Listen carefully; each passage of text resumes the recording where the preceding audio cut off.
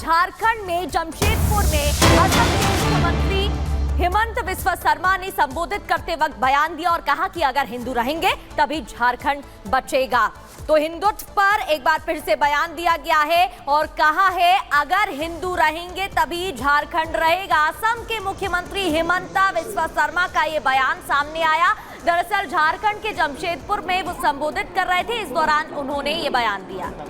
कोई टिकट मिलेगा, कोई टिकट नहीं मिलेगा, लेकिन झारखंड रहेगा, हमारा हिंदू सभ्यता रहेगा, तब भी तो हम रहेगा, नहीं तो हम कैसे रह पाएंगे।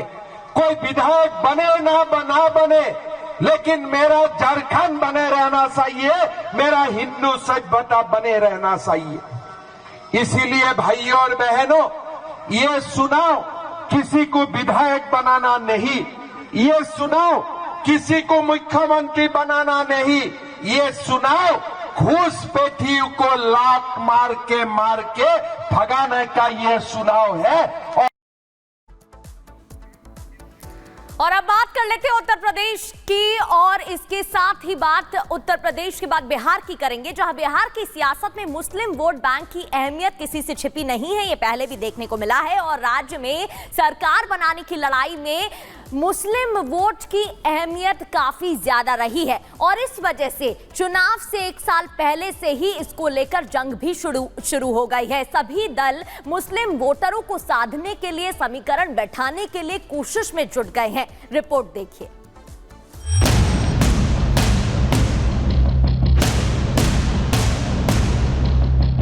और अगर कोई मुसलमान भाइयों के प्रति अगर बुरी नजर कोई देखने का काम करेगा तो राष्ट्रीय जनता दल और तेजस्वी यादव चुप बैठने वाला नहीं, ईंट से ईंट बजा देंगे। ये ईंट से ईंट बजा देंगे। वाह, इनसे बड़ा तिस्मार खां तो और कोई है ही नहीं। हम सबको कहते हैं इलेक्शन में भी कि अररिया में रहना है तो हिंदू बनना होगा। कोई नजर नहीं देखता है, आप ही बुरी नजर से देखते हैं, आप ही अपमानित करते हैं। एक साल बाद विधानसभा चुनाव, बिहार से शुरू हुआ सियासी दांव, मुस्लिम वोटों की पेशबंदी। आरजेडी बीजेपी में जंग तीखी। बिहार विधानसभा चुनावों में तकरीबन एक साल का वक्त बचा है, लेकिन इसके लिए चुनावी पेशबंदी अभी से शुरू हो गई है। मुस्लिम वोटों को अपने पाले में करने के लिए अभी से सियासी जंग शुरू हो गई है। इसकी शुरुआत तब हुई जब गिरिराज सिंह की सभा में बीजेपी सांसद ने एक विवादित बयान दे दिया। कोई बोलता है गलत से तो मुसलमान है, हमको हिंदू करने में क्या करना है। हम सबको कहते हैं इलेक्शन में भी कि अररिया में रहना है तो हिंदू बनना होगा। मुस्लिम वोटों के लिए शुरू हुई इस सियासी जंग की शुरुआत तब हुई जब बीजेपी नेता और केंद्रीय मंत्री गिरिराज सिंह की यात्रा खत्म हो गई। आपको बता दें कि गिरिराज सिंह ने बिहार में 18 से 22 अक्टूबर के बीच हिंदू स्वाभिमान यात्रा निकाली। ये यात्रा बिहार के 5 मुस्लिम बहुल जिलों से होकर निकली। भागलपुर, किशनगंज, कटिहार, पूर्णिया और अररिया से ये यात्रा निकाली गई। इन जिलों को सीमांचल का इलाका भी कहा जाता है। यात्रा के मंच से लव, थूक और लैंड जिहाद की चर्चा की गई, जबकि रोहिंग्या और बांग्लादेशी घुसपैठ का मुद्दा प्रमुखता से उठाया गया। इस यात्रा से बिहार की करीब 31 सीटों को प्रभावित करने की कोशिश की गई। मुस्लिम बहुल जिलों में थूक, लैंड जिहाद और घुसपैठ जैसे मामले उठाकर गिरिराज सिंह ने बिहार की सियासत में एक नई तान छेड़ दी है, जिसका असर विपक्षी खेमे में दिखने लगा है। इसके बाद बीजेपी आरजेडी में जुबानी जंग शुरू हो गई। कोई मुसलमान भाइयों के प्रति अगर बुरी नजर कोई देखने का काम करेगा तो राष्ट्रीय जनता दल और तेजस्वी यादव चुप बैठने वाला नहीं, ईंट से ईंट बजा देंगे। मेरी यात्रा में कहीं कुछ नहीं हुआ। अब ये चाह रहे दंगा हो जाए। और किसके लिए? बांग्लादेशी घुसपैठियों के लिए, रोहिंग्या के लिए। और ये ईंट से ईंट बजा देंगे। वाह, इनसे बड़ा तिस्मार खां तो और कोई है ही नहीं। बिहार में मुस्लिम वोटों के 2 बड़े दावेदार हैं। पहला दावेदार लालू यादव की आरजेडी है, तो वहीं दूसरा सबसे बड़ा दावा नीतीश कुमार का है। इसीलिए तेजस्वी ने इशारों में नीतीश पर भी निशाना साधा, जिसका पलटवार जेडीयू ने भी उसी भाषा में दिया। अद्भुत है नीतीश कुमार जी कि गांधी की बात करते हैं और गॉडसे की वंशजों को बढ़ाने का काम कर रहे हैं बिहार की धरती पर। कोई नजर नहीं देखता है, आप ही बुरी नजर से देखते हैं, आप ही अपमानित करते हैं।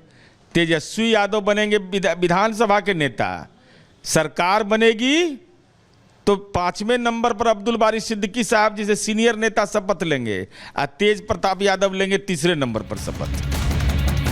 बिहार विधानसभा में सबसे बड़ी पार्टी आरजेडी है। आरजेडी की कोशिश है कि अगले चुनावों में वो पूर्ण बहुमत हासिल कर अपने दम पर सरकार बना सके, जबकि विधानसभा में दूसरे नंबर की पार्टी बीजेपी ने भी अपनी ताकत बढ़ाने के लिए हिंदूवादी कार्ड खेलना शुरू कर दिया है, जिसका असर नेताओं की तीखी होती भाषा में दिखना शुरू हो गया है। Bureau report, Republic Bharat.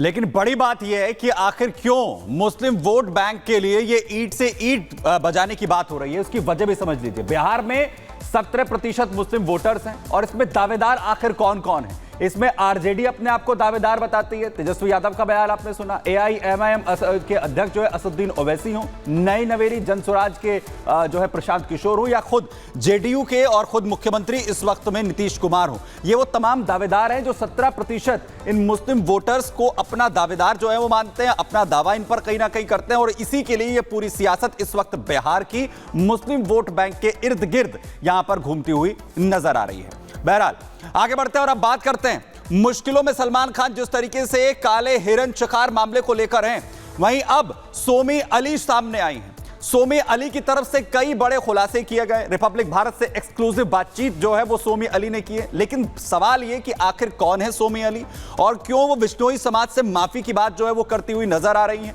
क्या खुलासे कर रही है, सुनिए।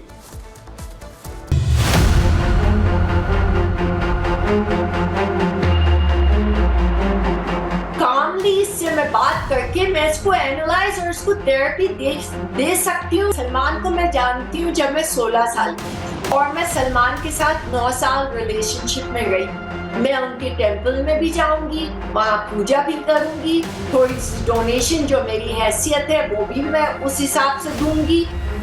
26 साल भले ही बीत गए हो, लेकिन सलमान खान का काला हिरण केस से पीछा नहीं छूट रहा।